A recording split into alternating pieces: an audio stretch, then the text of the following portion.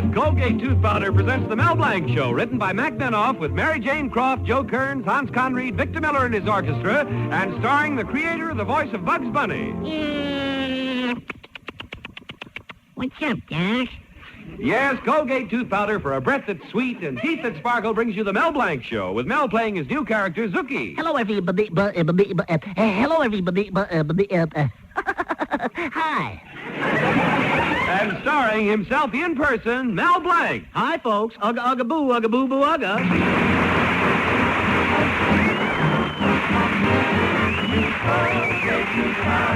Keep smiling just right. Use it each morning and use it each night. It cleans your teeth, makes breath so sweet.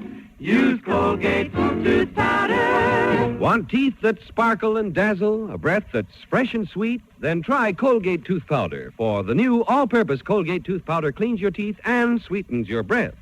Yes, this new all-purpose tooth powder produces an amazingly rich active foam that's marvelously effective. Every time you brush your teeth with this new all-purpose Colgate Tooth Powder, your whole mouth feels clean, sweet, fresh. Your teeth regain their natural sparkle. It's been proved in 7 cases out of 10 that Colgate Tooth Powder instantly stops unpleasing breath that originates in the mouth. And as for cleaning, you can depend on Colgate Tooth Powder revealing the natural brilliance of your teeth. Yes, Colgate Tooth Powder, the new all-purpose tooth powder, does everything you can expect or ask of a dentifrice.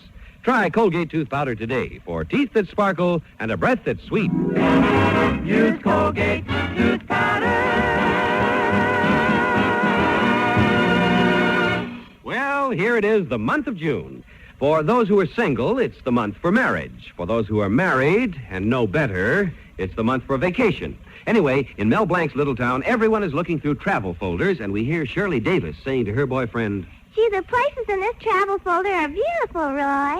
Shirley, I'll go right down to the travel agency and arrange a trip for us. and Mary Smendrick is saying to her boyfriend, Tom, Gee, the places in this travel folder are beautiful, Tom. Mary, I'll go right down to the travel agency and arrange a trip for us. and in Mel Blanc's Fix-It shop, Betty Colby says to her boyfriend, Mel Blanc, Gee, Mel, the places in this travel folder are beautiful. Betty, I'll go right down to the travel agency and get you some more folders.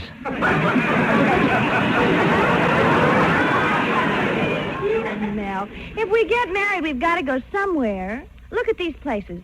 Alluring Alaska, haunting Hawaii, mysterious Mexico. Betty, haven't you got anything like cheap Cucamonga? I can just see us now in Alaska. We could go tobogganing and dog sledding. Oh, it's so much fun to go dog sledding. You'd yell mush and I'd yell mush. Yeah, but while we're mushing, who's going to watch a sled?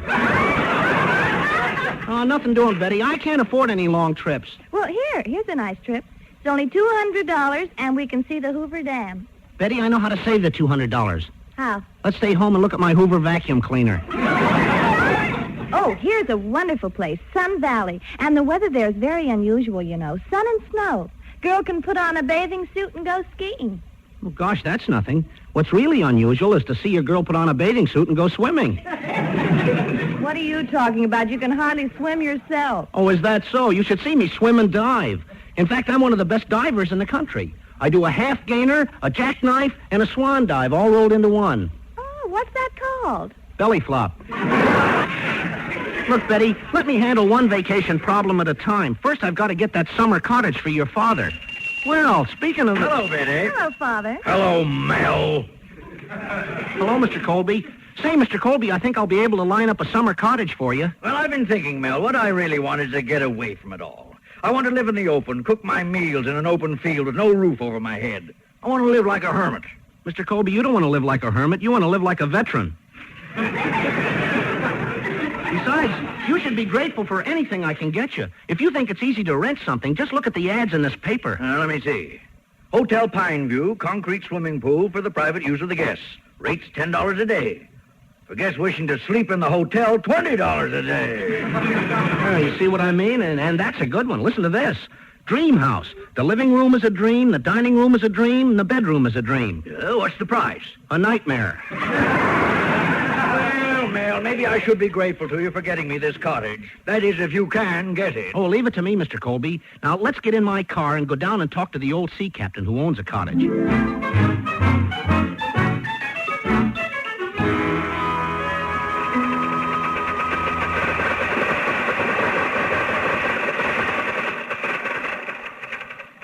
Mr. Colby, listen to that motor purr. Sounds like a new 47. Yeah, new 47 concrete mixer.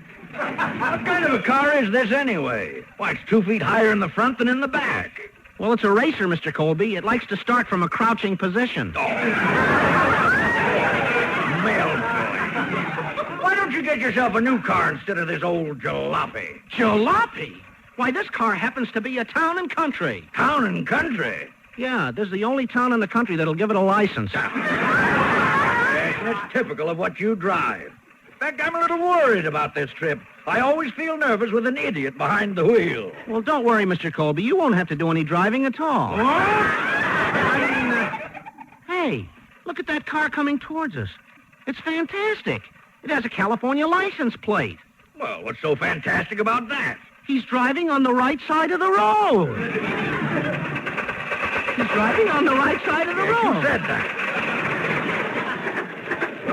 Oh, Mel, boy. Now, don't... I'll get it started right away.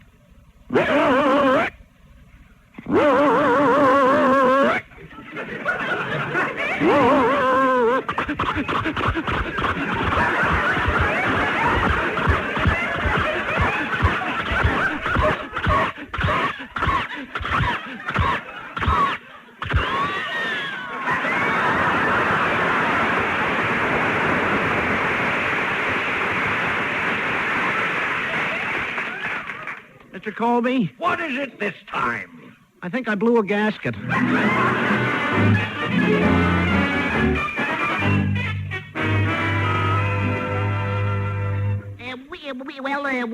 What happened, Mel? Well, the car's in the garage, and they're fixing it now. I phoned the sea captain, and Mr. Colby and I are going to meet him at 5 o'clock. Now, be sure to be back here in time to mind the fix-it shop, Zuki. Oh, okay, Mel. Say, here comes that bragging Beau Brummel, Hartley Benson. I'm getting out of here.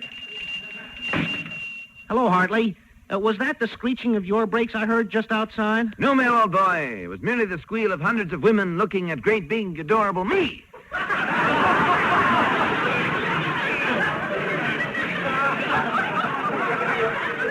All through life, I've been disappointed. I can't kiss myself because I'm not double-jointed.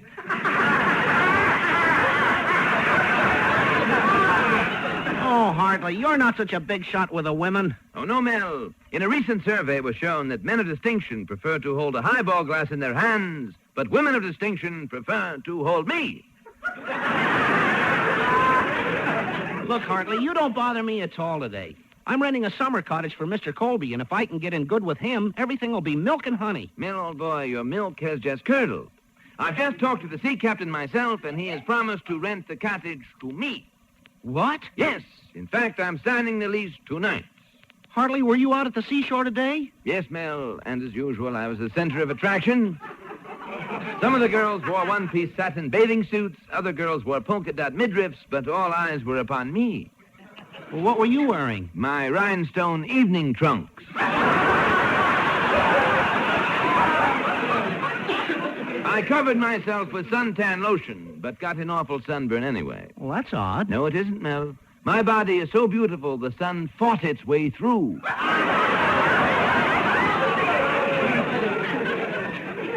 There was a beautiful lady lifeguard, and she rescued me 18 times. 18 times she grabbed me and pulled me to her. Well, Hartley, can't you swim? I wasn't even in the water.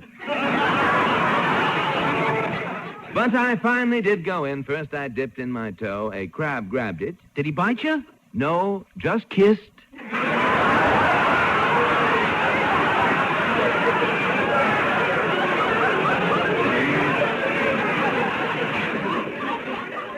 Gosh, Hartley, you must think you've got the most beautiful body in the world. Mel, you know how when some people pass away, they give their bodies to Harvard for medical research? Yeah? I'm giving mine to Vassar.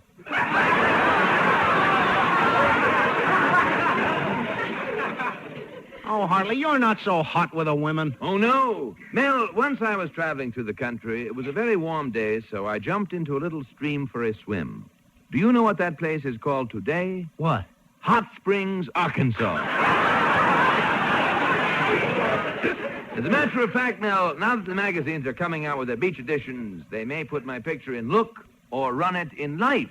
Well, if they put your picture in Look, it'll have to run for its life. Oh, Mel, you make me see red. So I must leave before Congress investigates me. And as for the cottage, you and Mr. Colby can come down and see me sometime. And bring Santa Claus.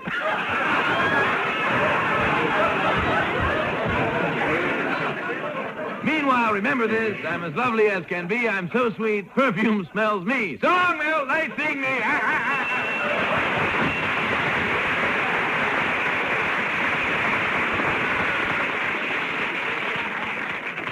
Holy cat, Benson getting the summer cottage away from me right under my nose. When Mr. Colby finds out he has no place to spend the summer, he'll kill me. Well, if he does kill me, I'll have one thing over him. At least I'll know where I'll spend my summer.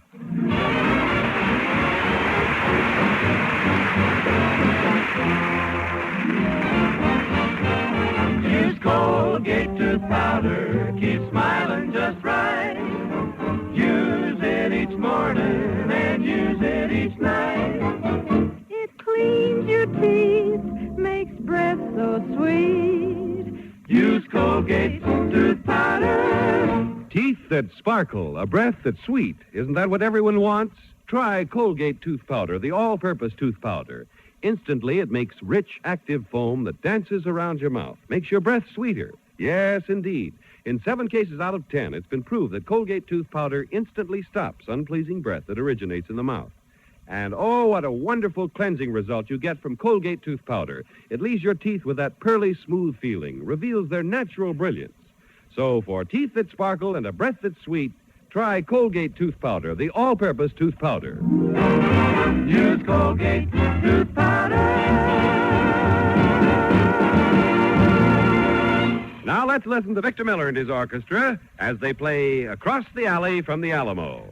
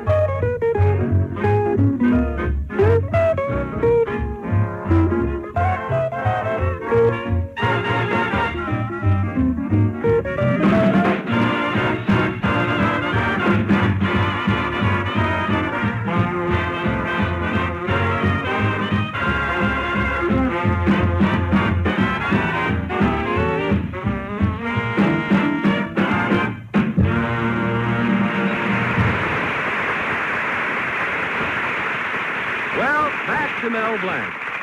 Mel was about to make a very good impression on Mr. Colby by renting a summer cottage for him from an old sea captain, but Hartley Benson beat him to it and is signing a lease for the rental of the same cottage tonight.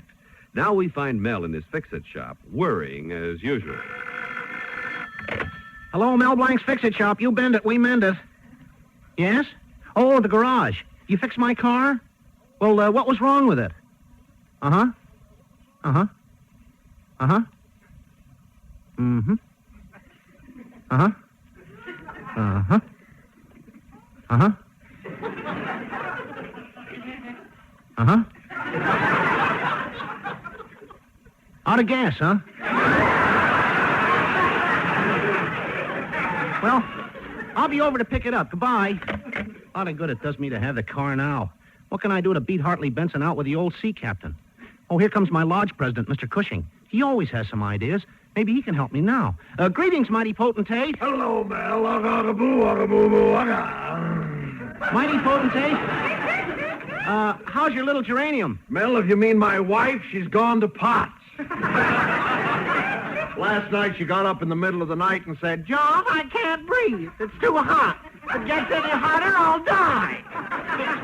Well, what'd you do? Threw another log on the fire. Well, when I first married that woman, she had a figure like an hourglass. No? Her sand has shifted.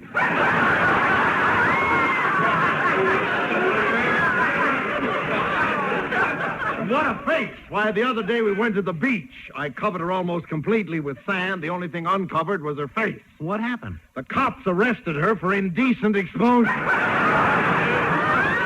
her face isn't that bad. Oh, no? When she went into the water, the tide went out. So what? The tide always goes out. This one never came back. Well, finally she got out into the water and the fish saw her. Mel, that's the first time in history anybody ever heard a barracuda scream. But she went out too far. There was a fishing boat there, and they caught her in a salmon net. Oh, that must have been terrible. No. At the cannery, they rejected her. Oh, come now. You're just making things up. What a woman. Last week, we were on a hunting trip. I'll never forget it. I'd loaded the rifle. I was aiming it when my wife said, Oh, John, I want to use the rifle. Let me have it. Come on, John, let me have it. God, what a temptation.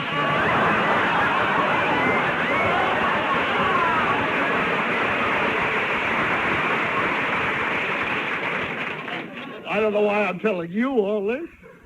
It's just that I don't know what to talk to.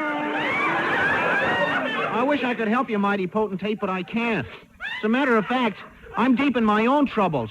I was supposed to rent a cottage from an old sea captain for Mr. Colby, but Hartley Benson is signing a lease for it tonight. Mel, you just mentioned an old sea captain. You remember his name? Yeah, it's Captain Zerb. Captain Zerb? Why, he's an old friend of mine. Mel, I got a great idea for you. What is it? Now, Captain Zerb is a pushover for anything having to do with the sea. You go there, pretend that you're an old seafaring salt yourself, and I'll bet he rents that cottage to you. That's a great idea, mighty potentate. What made you think of a thing like that so fast? What do you know about the sea? Mel, remember my wife. For 20 years, I've been married to an old tugboat. Well, Mel, I hope my idea helps you out. I gotta be going now. Where are you going, mighty potentate? Well, Mel, I can do one or two things. I can go to the movies and see the web, or I can go home and look at the spider I married. So long, Mel.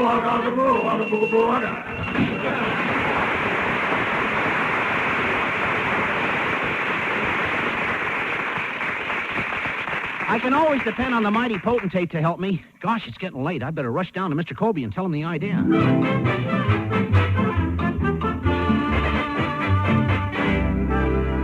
Oh, Mel, I knew you couldn't do a thing right. You had to foul it up some way.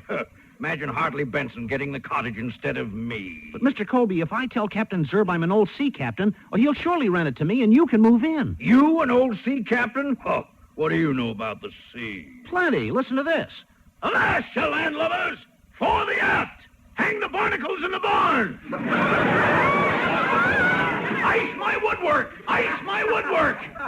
Ice my woodwork? What's that? That's a high-class way of saying shiver my timbers. Oh. Come on, Mr. Colby, we got no time to lose. Now, remember, you go in first, then I'll come in later.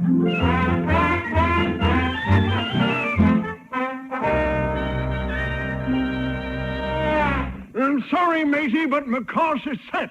I told Benson that cottage was his'n. Blow me down, ever'll change my mind.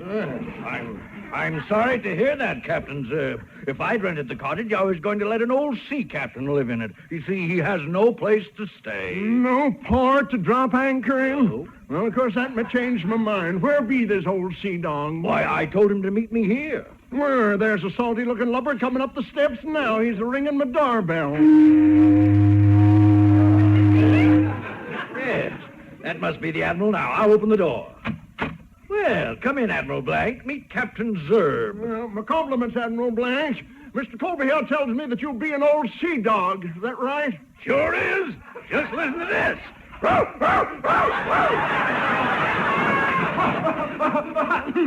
now, lower the gangplank, heist up the pennants, and pipe him aboard. And while you're at it, reef in the mainsails. Go to the forecastle and get me a popsicle. Colby here tells me you got no place to stay. That's right. I just got back from a trip across the Atlantic. Made it in 10 hours. No, wait a minute. How could you possibly sail across the Atlantic Ocean in 10 hours? The lights were with me all the way. I got kind of cold, too. I suppose you wore your long underwear aboard ship, huh? You bet, and I kept the hatches fastened, too. Gosh, my baggage. What a time we had, singing all the way. Yo-ho-ho and a bottle of milk.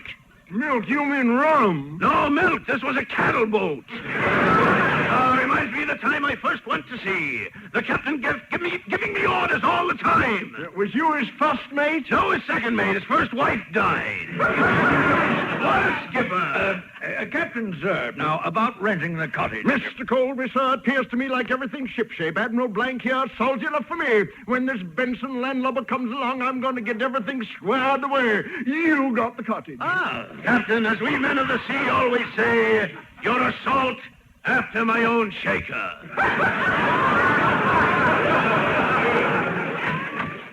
Captain Zerb, I've come to sign the lease. Just think how fortunate your cottage will be to be lived in by a great big adorable me. Benson, great big adorable, you're going to have to find another anchorage. I just told Admiral Blank he can have the cottage.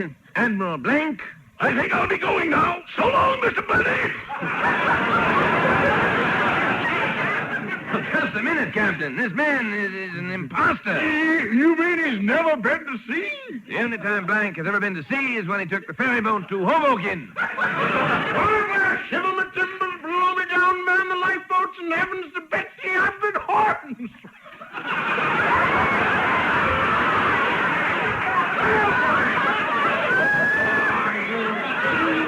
I knew it would turn out this way. I'm going to scuttle every bone in your body.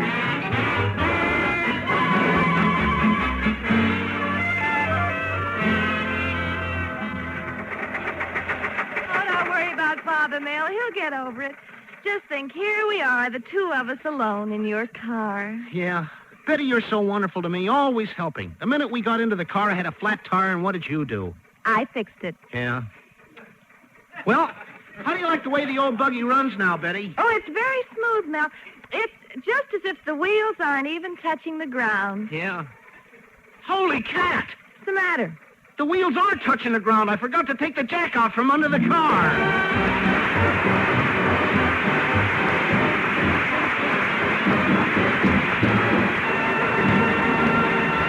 This is Mel Blanc saying thanks for listening. Good night, and that's all, folks.